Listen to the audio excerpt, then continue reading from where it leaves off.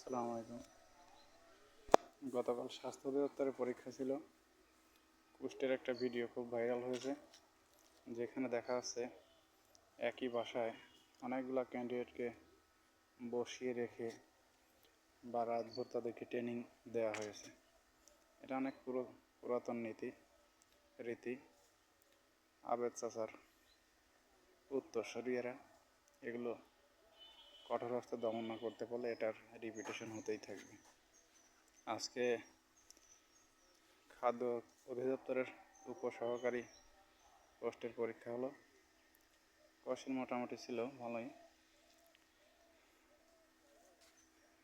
অনেকেই দেখেন অভিযোগ করেন যে জেলাভিত্তিক পরীক্ষা নেওয়ার জন্য, এতে হয়তো ক্যান্ডিডেটদের যাতায়াতের সুবিধা হয়, কিন্তু দিন শেষে যারা আর কি অসাধু চক্র আছে এদের দৌরাত্ম্য বেড়ে যায়।